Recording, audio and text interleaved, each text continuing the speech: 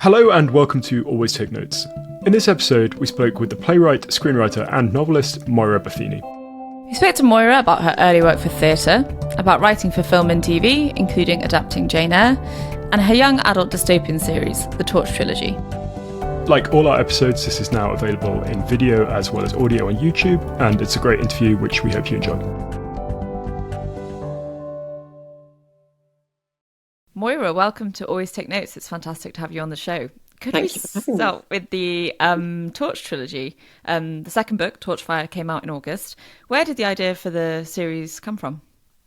I think it's an idea I've been carrying around in my pocket for literally for decades. I have always loved dystopian fiction.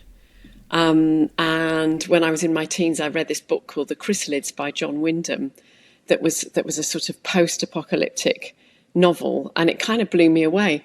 And I think ever since then, I've been thinking, what would I do with that same set of ingredients? How would I write that? And also, it's the kind of story that no one would really commission me to write. And I just thought, I'd really love to write a massive epic. How would I do that? And I guess this is it, you know. So I think I have been carrying it around for a very long time, in between all the other jobs. And at what point did you realise or know it was going to be a trilogy? Fairly soon. I think I did a sort of rough draft of what is now the first two books, and then realised that it was just so rushed. It was just, it just kind of all sort of come out. This was during lockdown. All my work vanished in lockdown, and I thought, God, maybe now's the time I can work on that weird idea. So I sort of wrote a kind of just quite left brain version of it. And I got to the end of it, and it did feel really rushed and really sort of quite oddly enigmatic. And I thought, this just needs to be written in much richer detail. And I think I had, it's all written in the voices of different narrators. And I just wanted to give each narrator a proper kind of sort of amount of time, if you like, to tell their stories properly. So fairly soon, I think after that first draft, I just thought this is a much bigger story than one book, and it's 3 and counting now, The Promise of more. Once you had this idea and you'd been carrying it around, I mean, did the characters, Lark, Nightingale, did they start to take shape as well throughout that kind of whole mulling process? I think it was the characters that were my key into the whole thing. I began writing it as I would, because I'm a screenwriter. I began writing it as a screenplay, and I was about a scene in, and I just thought, this is never going to work. I just don't know how to do this. This is world building, and I don't know how to do it in the very, very tight confines of a screenplay. So I just began almost as an experiment. I remember it really vividly. I was on a train, and I just thought, I'm just going to write just as a kind of short story and see what my character says, see what she's thinking, just let her speak. And by the time I got to the end of a page, I thought, this is the way to do it. She's absolutely amazing. I'm going to write this in prose.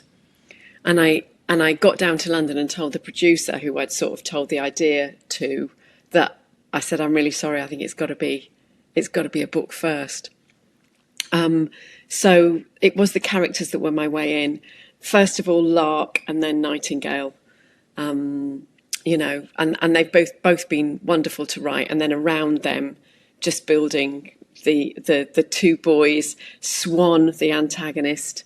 And then in book 2, we get the 6th narrator, who is called Petra. And each one of them comes in with a very distinct voice and story. Expanding on that, a kind of classic question that we put to novelists on the show is to what extent they have their plots or the shapes of their books worked out in advance, and to what extent do they find their way or follow their nose. You've talked about starting with character, but particularly with the sense that this was going to be a trilogy, how much forward planning did you have as you were going into it? I wish I was one of those writers who could work it all out beforehand. I'm not. I know the big kind of, I've got a feeling there's going to be a showdown at the end of this book between, for example, this person and that person. I sort of know where I'm heading in really big brushstrokes. And I know, for example, in the second book, it's all about journeys. I know where each journey begins and where I would kind of maybe like it to end. But the detail, I don't know. That really comes from what the characters do and letting them, it's like I can sort of see maybe a chapter or two ahead. So they say there's some writers who are like architects and others who are like gardeners, and I am definitely in that latter camp. And that's with novel writing. With screenplays, you have to work it all out beforehand. And with TV, you have to, everybody wants treatments, outlines, it's all got to be worked out. So that's the way I've worked up until now. But this novel is entirely different. This is a much more let the characters speak and write down what they say and what they do. They lead me, I think. Have you found that freeing or daunting? Yeah, or both? Really freeing. Sometimes daunting because I think, oh God, I don't know what's going to happen next. But really freeing. Really wonderful, actually. And it's just great having spent so much time with these characters now. Like I say, I'm on book 3 at the moment. And really, like their journeys, I sort of feel it along with them every step of the way. And I'm very, very fond of them. They're absolutely wonderful young people, so it's been a real pleasure. And it's described as a young adult or aimed at a series that's aimed at young adults. We've had various interesting conversations on the show about these pieces of publishing terminology, middle grade, YA, all that sort of thing, and particularly the way that they have arisen or become more prominent in the last sort of 30 years or so. Do you think that kind of terminology is helpful, or can it be a bit reductive as a way to think about books? It's weird, isn't it? It's weird. I was kind of told this was YA because all my protagonists were young people. I think it's helpful, very, very helpful to booksellers. And I think it can be helpful to readers. I think I love, partly, I think it's both of those things, frustrating and great all at the same time. It's great because I am now in this sort of YA world and I love it. I've realised I love it. I love going into schools and doing talks for teenagers. I love my young readers. That's fantastic. What is frustrating is that I think this is a book for everyone. I think it's actually a book for the young person in me. I think it's a book for the young person in everyone. And it's sort of, you're kind of in one place in the bookshop and you sort of think, I'm not sure it's quite the right place for this book. I think it's what they call crossover, the book, that it is YA, but it's older YA and it's kind of adults as well. Then the other thing that the publishing industry tells me is that most YA books are bought by people aged between 25 and 35. So it's kind of meaningless, really. If the book sort of grabs you, if you like dystopias, if you're interested in the idea of them, if something makes you think you want to read it, I'd just say whatever age you are, just pick it up and read it. Don't think it isn't for you, whether you're 11 or 60, Well, it reminds me of the Hunger Games sort of thing where that's marketed as YA and adults love it and adults go to the cinema to watch the adaptations. Did you presume that you weren't writing it with that in mind, but that feels like a kind of similar type marketing thing? I think so. And Philip Pullman as well did that fantastic crossover with the Northern Lights trilogy. I think what a great marketplace and playground that is. I think it's a privilege to be writing for the young, and hoping that is the young in everyone. You describe it as a dystopia, and clearly that's a sort of specific genre at the moment, but also fitting into a broader fantasy sort of macro genre, which is having a huge moment right now, and then with all of its sub-variants from romantasy and so forth. What do you think of that and why it's happening? And then there are some people who are kind of critical of that, and I talked to a literary agent last week who's like, if it doesn't have talking animals in, it's not going to sell, and all that kind of thing. People who feel that the kind of saturation of that at present is pushing out other forms of writing. Again, I don't know what that's like from the business side. I only know what it's like from someone who actually loves dystopian fiction and science fiction. And I think most good speculative worlds are about this world. I think most of the really lasting literature in that camp is about things that are happening here and now. And about things that are quite universal. We write about the society we dread. We write about the future we don't want. And I think that now, when it comes to talking animals and kind of row fantasy and I don't really know. It's not my genre. I think dystopian fiction is sort of quite different. I think it's valid. I think it's really fun, but it's like comparing Harlots to Bridgerton. Like they're really, really different. I think it's valid to want to be in a fantastical world at the moment. Like reality is extremely frightening. And I think it's really valid that a lot of people are seeking this kind of literary escapism, if you like. If the market is saturated, I think that's probably worrying, because what tends to happen is the market gets saturated and then fashion goes elsewhere, and then boom, it's all over for a few years, and then it builds back up. So I don't know. I can't speak as a publisher. I can only speak as a writer, but I love writing this stuff, and I can see why people like reading it. And there's two different kinds of fantasy. One is the kind of fantasy that is a safe place, and one is the kind of fantasy that is a dangerous place. And I write the dangerous place kind. And I think in that dangerous place, what you're actually writing about is human endeavour, human courage, human love, human connection. You're writing about really good things in a world of injustice and control. The best dystopian novels have one foot in the real world and one foot in its imaginary or imagined world. How did you go about building the imagined world, and was there a different process in terms of writing it as fiction as to how you would do it as a screenplay? It was what I would usually do. Like, for example, my TV show Harlots, meticulously researched. Alison Newman, my co-creator, and I researched it inside out and back. We read everything we could find on that period of history.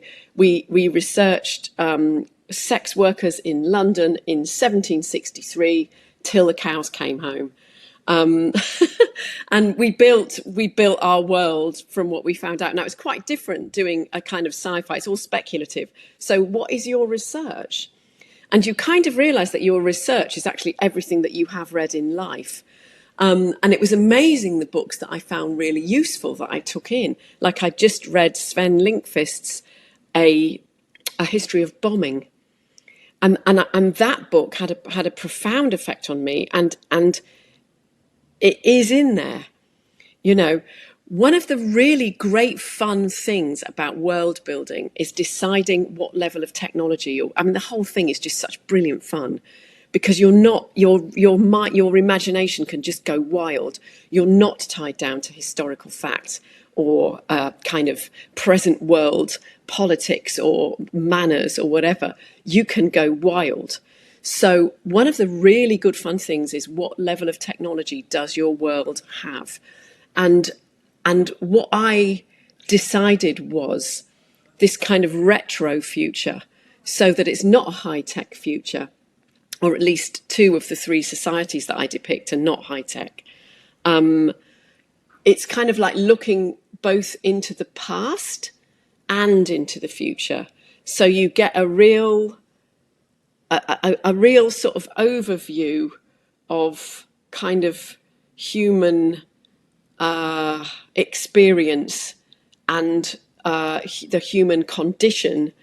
And at the same time, it's also this incredible flight of fancy. It's just an imaginative. It is literally a playground. Yet there's some very real things in there. You know, the other book that I took in was Hannah Arendt.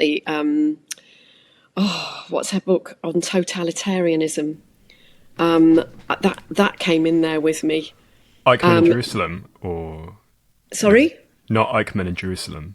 No, it's The Origins of Totalitarianism. That I read. I read that about 3 decades ago, and it was like there, right in the front of my mind when I was creating this futuristic world. You know, I suppose Wyndham's quite an interesting point of comparison as well, because I think my sense, at least, when I read him as a teenager and loved him, was that his books are perceived quite differently now from when they were written, right? They're perceived as very like major, serious literature now, and they were quite kind of genre-y when they were initially perceived. But just as we kind of love to get into the mechanics of the publishing industry and so forth. There's someone who, you know, extremely familiar with screenwriting and playwriting. What was your feel and for how the kind of prose publishing industry works? What was the experience of navigating that world like, and how was it different, and how was it similar to writing drama and how that business works? I think it's funny, isn't it? Because you know, you sit down and you write a book, like, and you just think, oh, this is literature, this is literary fiction, and then the publishing industry tells you it isn't. This is genre fiction.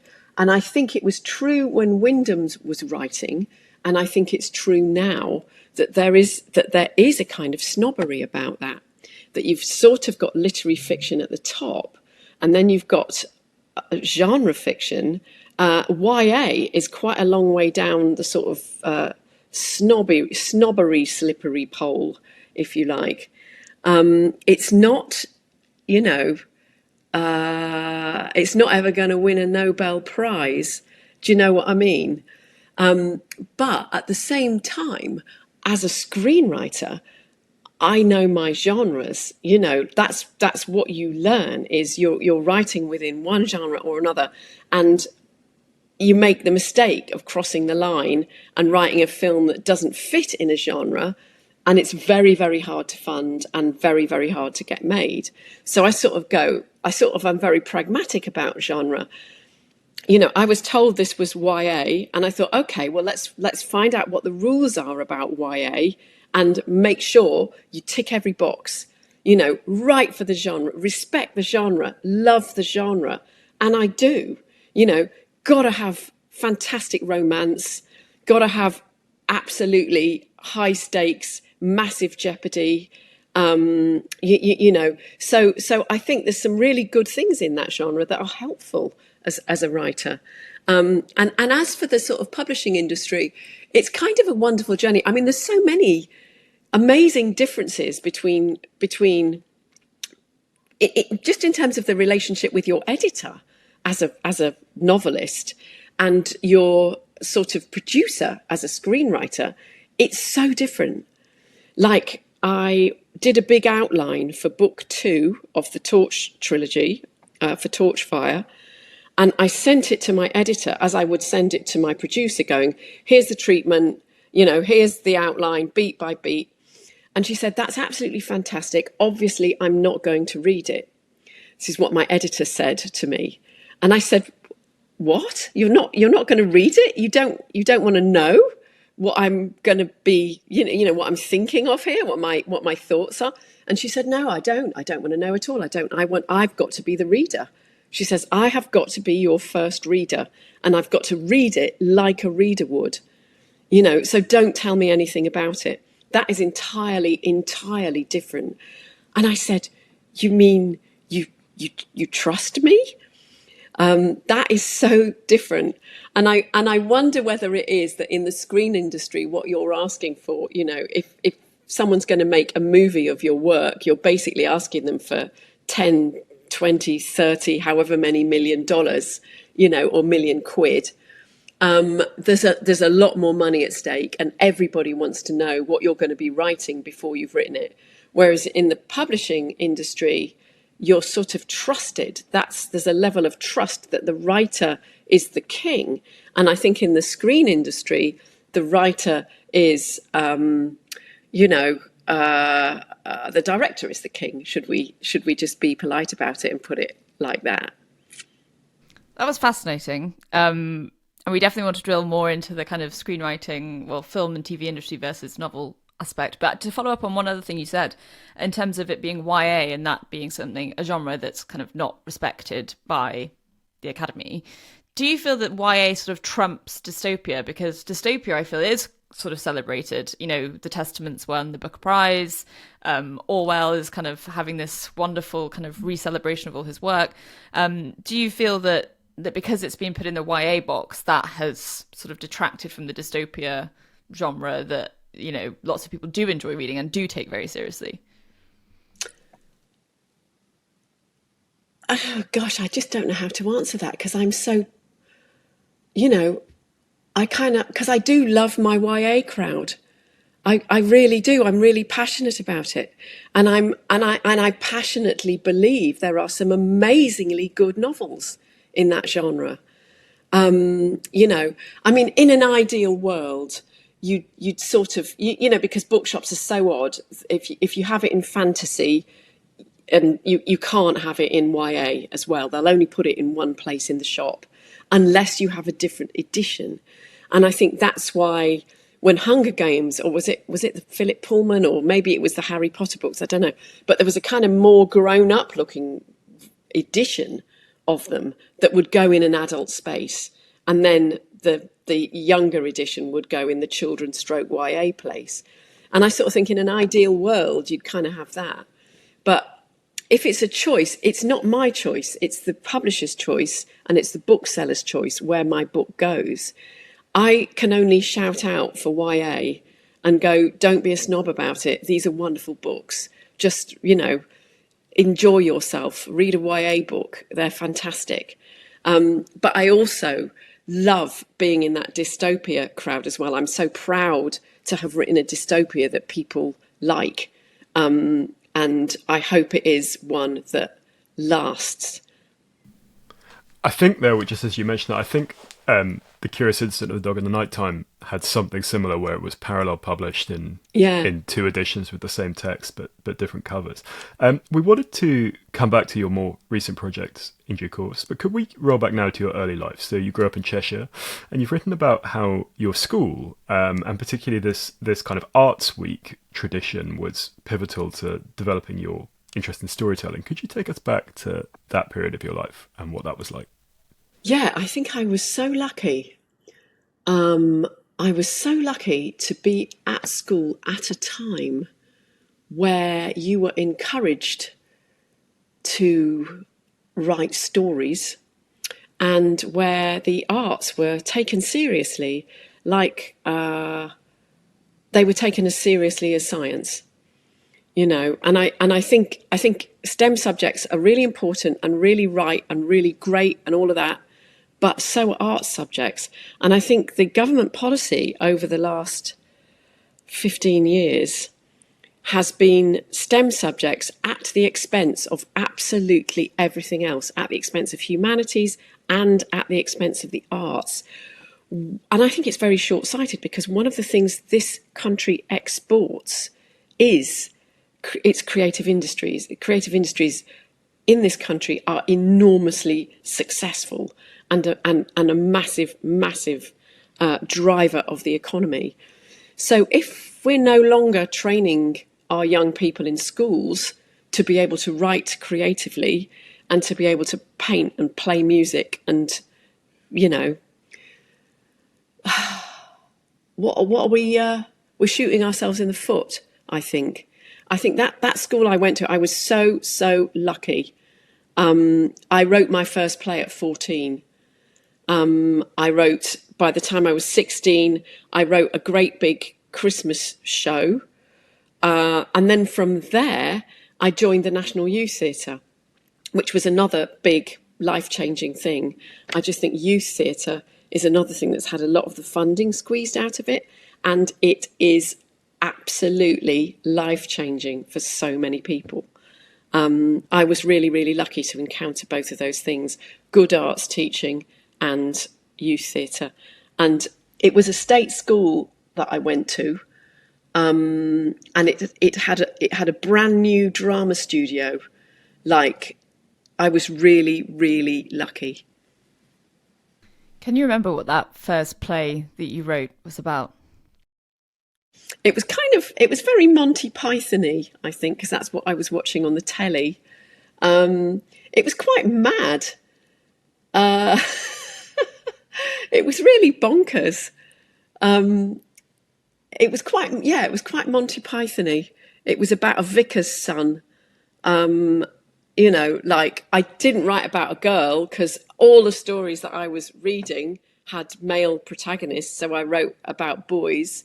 I think it was ages before I started writing about girls.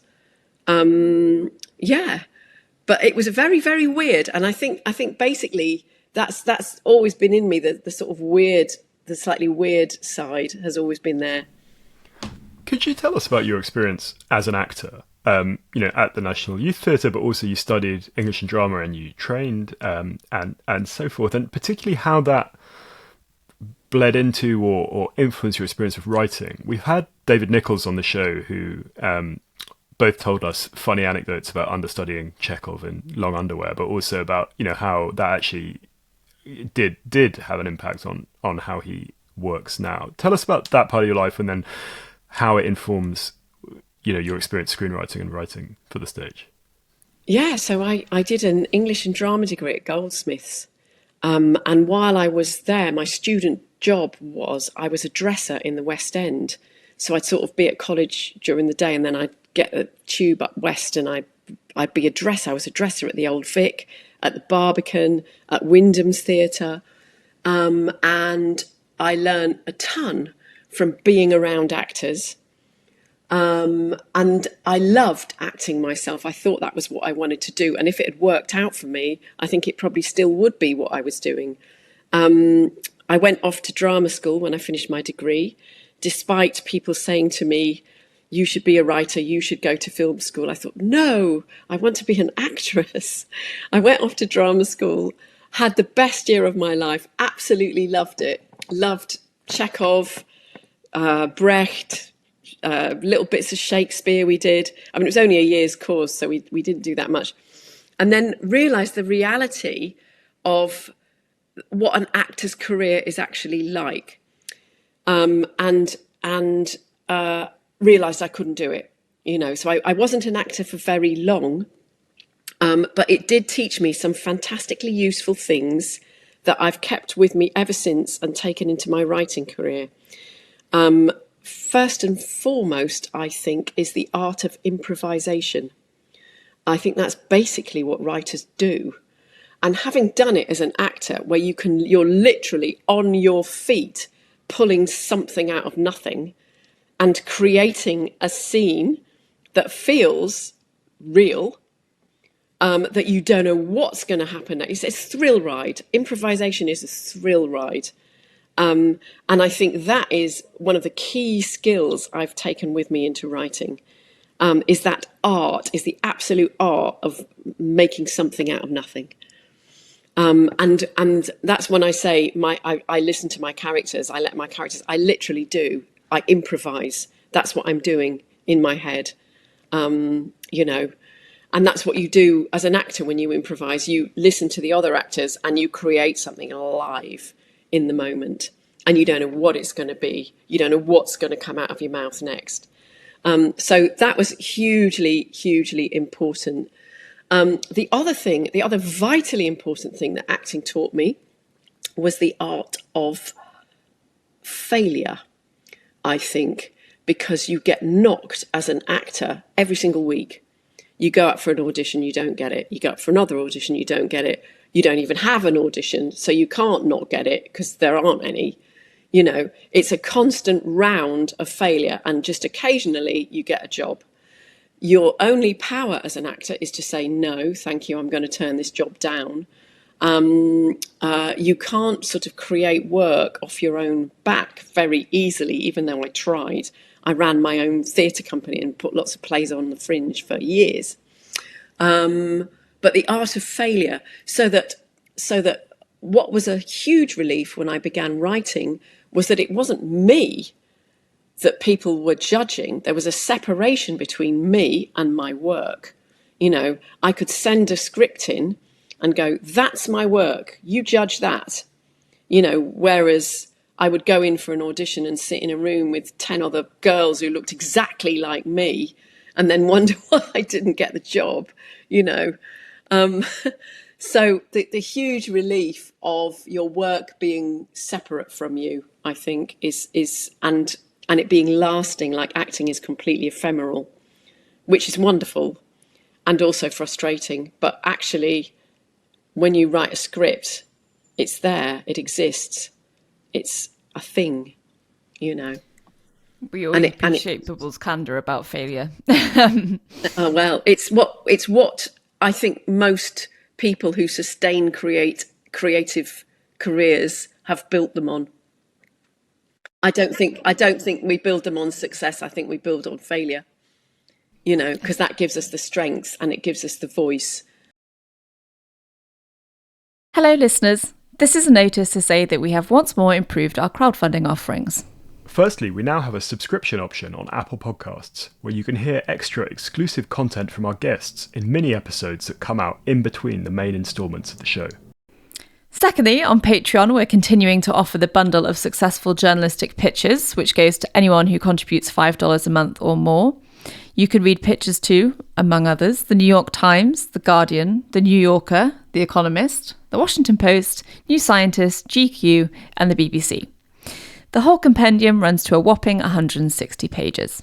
Go to patreon.com, that's patreon/always take notes to see the full list of publications included in the pack. Anyone who contributes $10 per month or more now also gains access to the exclusive mini episodes. You can listen for free to a sample mini episode with novelist Lee Child on our Patreon page. At that price point, you also get a signed copy of our book. The first 10 new sign-ups at this level will likewise receive a license to Scrivener worth £55. 7 of those are left. This specialist word processing software helps you organise long writing projects, such as novels, non-fiction books, academic papers, and even scripts. Lastly, anyone who contributes $15 a month or more gets all of these benefits, plus an Always Take Notes mug. They can also join an exclusive monthly call with us to discuss any aspect of their writing lives, including workshopping pitches. All paid Patreons have the opportunity to chat online with other supporters of the show and also to submit questions for upcoming interviews. Once again, you can find all the offers at patreon.com/always-take-notes. At what point in this process were you writing the whole time alongside going for acting auditions? Yes, and then you kind of decided to, okay. And how did you kind of support yourself financially throughout this period?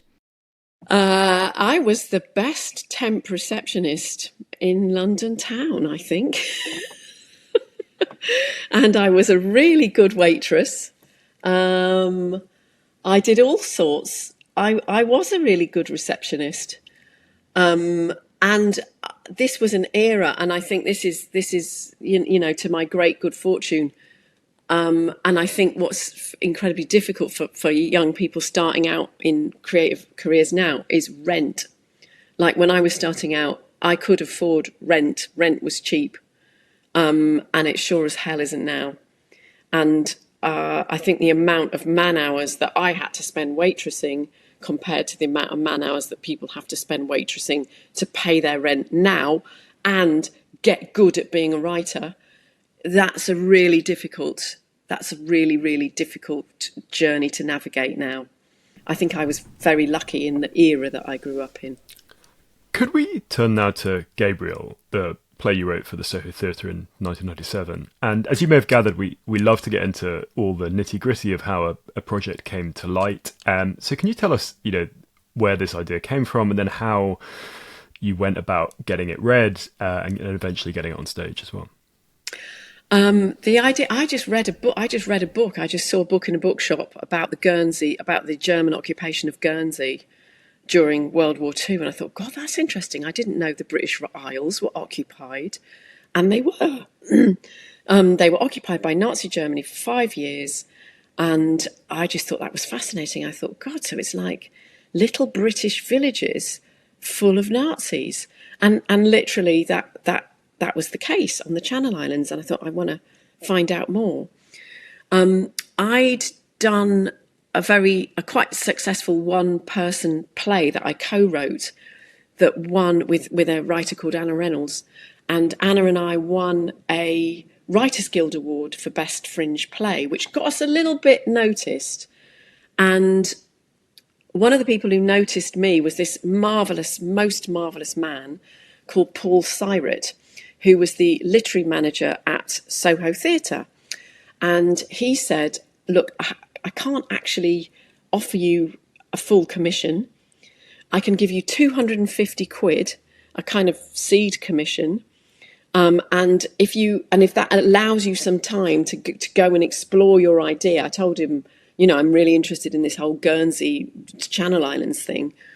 If that gives you a chance to go and explore your idea, go do it. So I spent the money on a research trip to Guernsey. And I just sat down and I thought, okay, I'm going to make sure they can't turn down what I write. It was like a little kind of, I don't know, it was enough. Paul Syret believed in me, 250 quid's worth. And that was like a hand reaching out, and I grasped it. And sure enough, they did accept the play. And again, I didn't know how to write it. I'd bitten off way more than I could chew. And it was one of the biggest learning curves of my career at that point.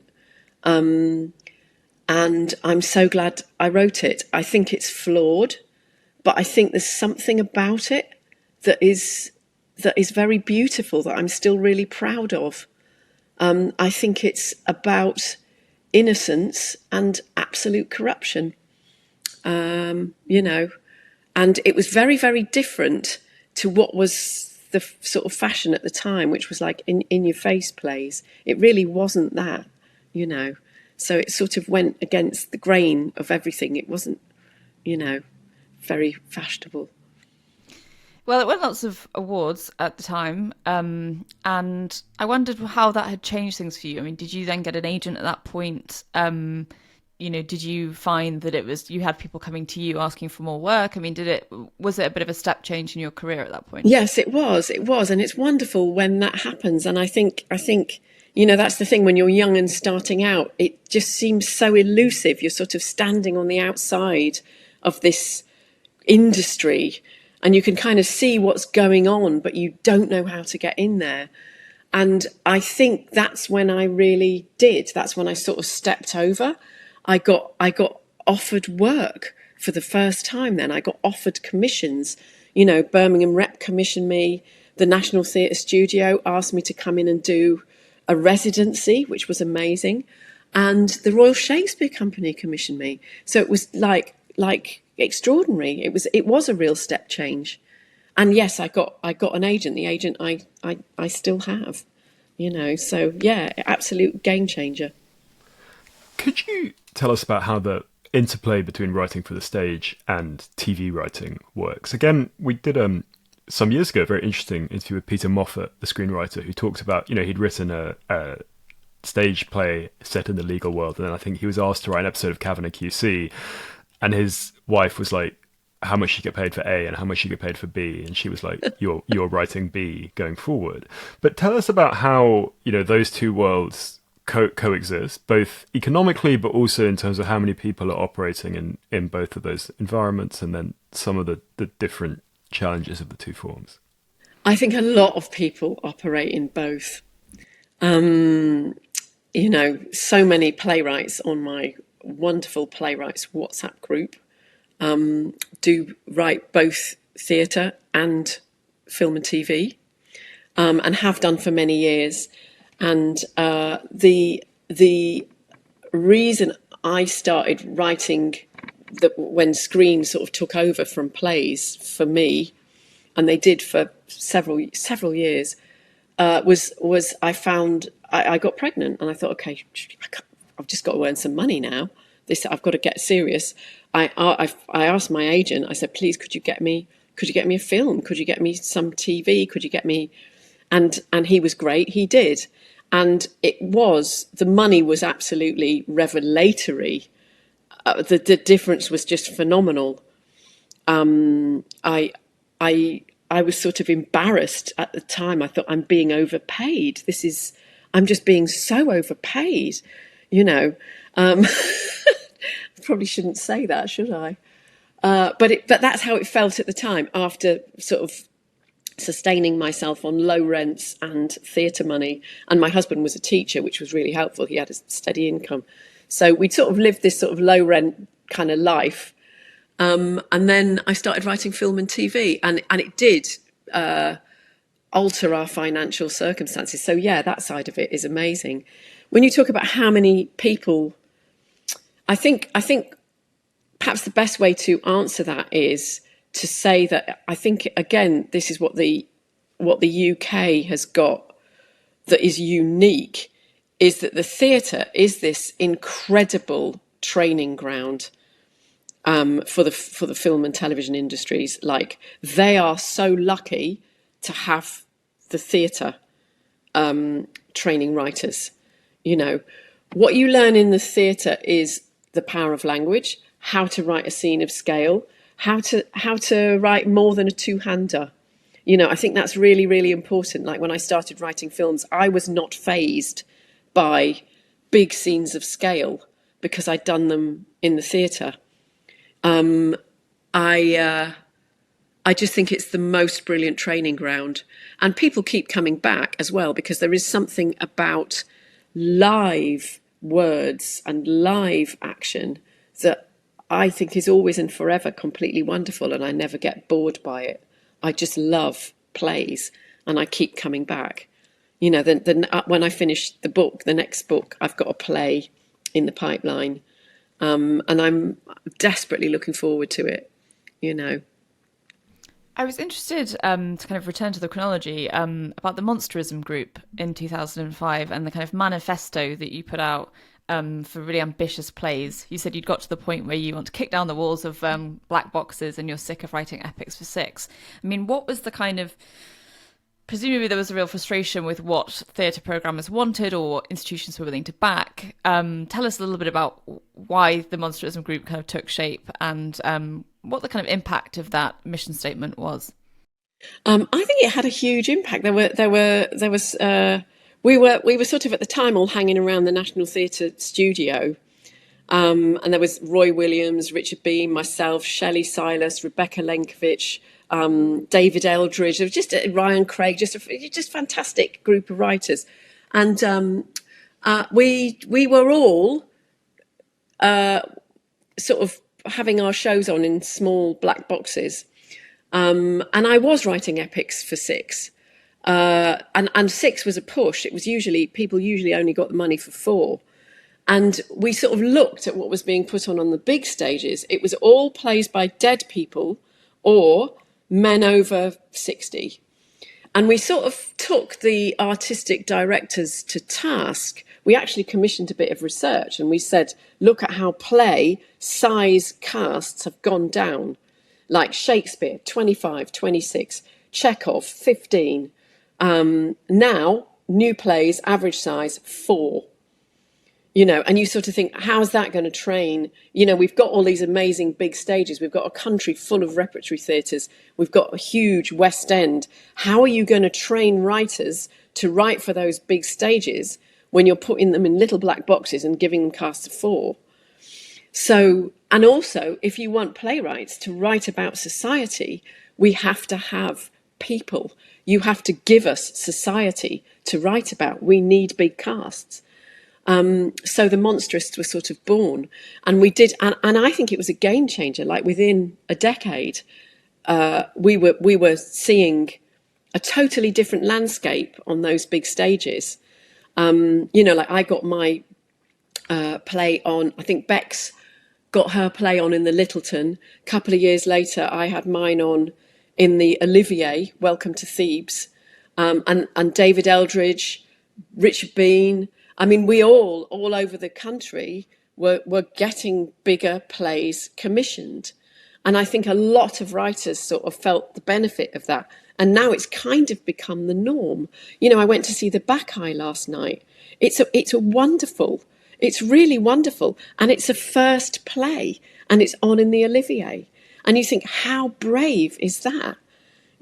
So it is a game changer. And that's how you get brilliant playwrights who hold the theatre up, make work that is for everybody and is fascinating to see, and sustain gazillions of jobs for a whole industry. So that was the Monsterists. How significant with all of that is the fact that the stage in Britain, and maybe to a greater extent in America, is primarily a commercial entity. It's an industry, whereas in continental Europe, it's much more on a kind of state subsidy model and things like that. Does that have an impact on how these things work? I think it probably does, but my experience of Europe is very limited, so I can't speak with any expertise on that.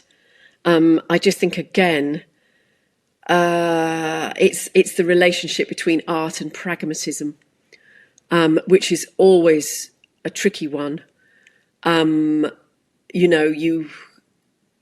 have to get a certain number of people in to make a show work in this country, and that does kind of have a possibly detrimental effect on experimentalism.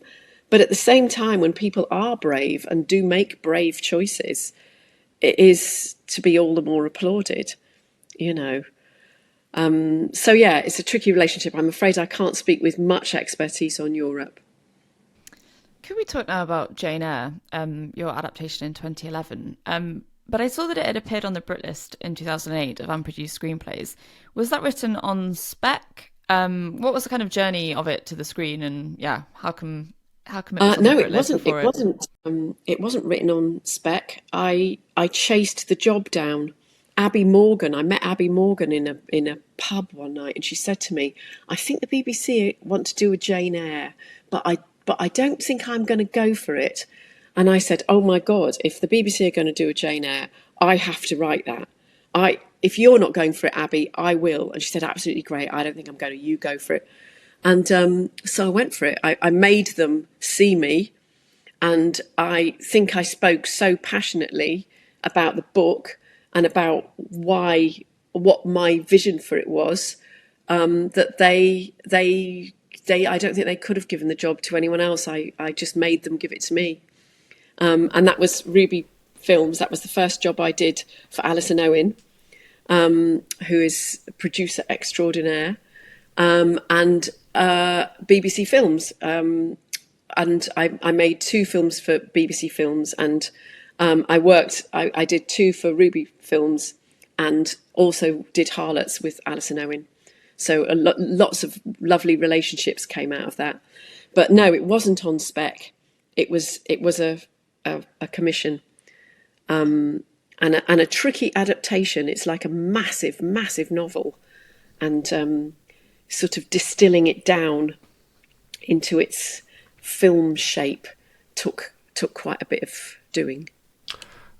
We should say we've had Abby Morgan on the show, and that's a great episode for anyone who'd like to listen to it. Just turning to Harlots, we've also had Hallie Rubenhold on the podcast, so this is a very meta podcast conversation. But could you tell us about that project? And you touched on this earlier, but about particularly writing something set 2.5 centuries ago. What are the things that you're thinking about, both in terms of making the past convincing, but then, it's often said, as you alluded to earlier, that fantasy is about reality, that historical fiction is actually about the present. How did you go about yes, I couldn't agree more. I think there's no point in doing something if you're just going to do a sort of heritage kind of production of something. It has to be about now. And I think there's one industry in this world that doesn't change very much through time, and I think that's the sex industry. I think the kind of trappings change, but the transactions are all very similar. And we wanted to write about that economy, and how massive that economy is now and was then. At the time, I think it was like the second or third biggest. Alison Newman found some amazing research about just what a gigantic economy it was at the time. And we just thought London was then the sex capital of the world.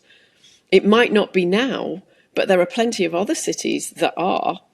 And we just thought, by writing about this historical city, what we're really writing about are things that aren't very far away geographically.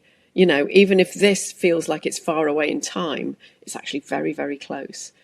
So we in our own minds, we were writing about now.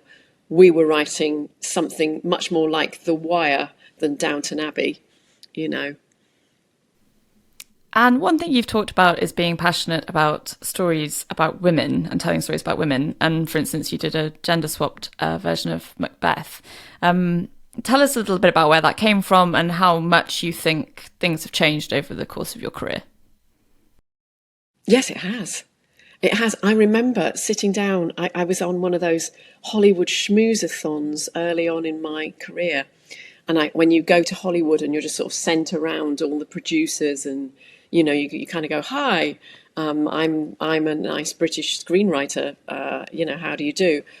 One of them, I remember sitting down trying to convince one guy that mother and daughter stories were as interesting as father and son stories, and trying to convince him that rather than doing this particular idea as a father and son, because that was like that idea and that idea and that idea and that idea, and it had been done 100,000 times, why not make it a mother and daughter?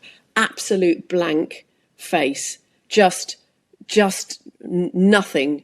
It was like I'd suggested, something absolutely horrific.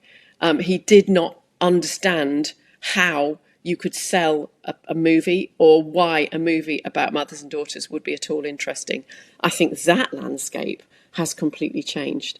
And that people are recognising that actually it is women who buy more cinema tickets than anybody else, and women who watch more drama than anybody else, and that catering to those women is probably quite a good idea.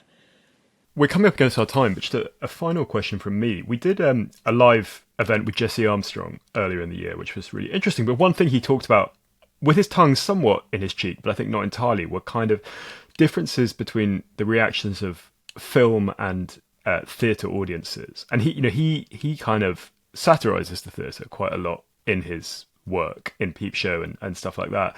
And one thing he had said was like, he feels that because people in the industry and the audiences are kind of very emotionally invested in the theatre as an art form and in keeping it alive and stuff, that stuff gets a pass, that like something that gets a 4-star review that was maybe a 3-star, that people applaud a little bit louder than they really feel, that people pretend to enjoy it more than they do, particularly the old stuff. He mentioned how you feel the night before you go and see a Shakespeare play versus when you bought the tickets 3 months before. And obviously, this was... I think it was Titus Andronicus, wasn't it? It was Titus Andronicus, yeah. So obviously he was being satirical about it, but I think he was, this is something that's really significant to him. What do you think about that? Can theatre be a little bit navel-gazing with that people don't regard it with the same kind of critical rigor that they regard film or TV work? I kind of get that. I think from the outside, theatre, I don't know, I just think, I don't know how to answer that, really. Sorry, we've laid a landmine here at the end for you, but... Yeah, I just don't know. I don't quite know how to answer it, because I'm like a kind of kid with theatre. I still, find it magical. Even though it's been really brutal to me, I find it really magical and I love it. I love, it depends what you book your tickets for. If you're going to book your tickets, if you've seen The Tempest 10 times and you're booking to see The Tempest again, why? Go and see something else. Go and see something that is out of your comfort zone. There is plenty of fantastic stuff there. If you're booking tickets for like plays you've seen before, just because they've got a star in or whatever, it probably is, again, it's a question of snobbery. You can be really snobby about theatre, or you can be really naive about it. And I'm probably more in the naive camp. I think that's just, like, I love Jesse Armstrong. I absolutely love his writing. He is a satirist, and I'm a different kind of funny, I think, I think, yeah, that makes sense for him, but I just don't feel it that way. Fair enough. And as a last question from me, now that you've worked or are working in novels, how do you see the balance between novels, TV, film, and playwriting working going forward for you? It's just going to be a bit of plate spinning, I think. I mean, what a privilege, actually. I can't believe it's gone this way, that I do write across all these different things now, and I love them all. Now that I've done 3 books, possibly 4, I am itching to get back to screen and theatre, but I don't think I'm done with novels either. I think, and I don't know whether the next one will be YA or just from a totally different place. I think one thing that I think I am, that sort of characterizes me as a writer, if you like, is that the next thing I do will be totally different from the last thing that I did. If you know what I mean, like I always like to be somewhere different and somewhere new. It's a sort of, maybe it's an ADHD career, I don't know, but I just see it's a privilege to be able to do all these different things. Well, look, Moira, thank you for being a fantastic guest and always take notes, for answering our questions so thoughtfully and openly, and wishing you all the very best with the Torch Trilogy and with your plethora of other projects going forward. Thank you very much.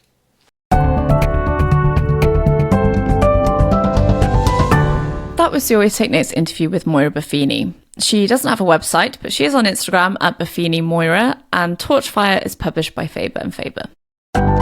Hello, it's us again. Before we get on with the rest of the outro, we have a new supporter for the podcast on Patreon to thank. This is Simon Elegant. Simon is both a journalist and a novelist. He's the author of the novel City on Fire, which is a police tale set in Hong Kong. And Simon also took over as the Washington Post bureau chief for China at the end of 2025. Simon, many thanks, and we really appreciate your support for the podcast. Rachel, what was your takeaway from the interview with Moira? Because she's worked across so many different modes, I thought Moira was a really insightful guide to the way in which they all operate. In particular, I found the discussion of genre fascinating. The fact that in film, you generally have to hew closely to a genre, otherwise people don't know what it is or how to market it. Whereas in publishing, it's not as helpful.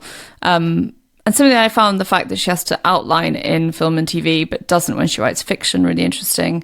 And I'm not sure we've had a guest who works across 4 different modes before, so well done her. How about you?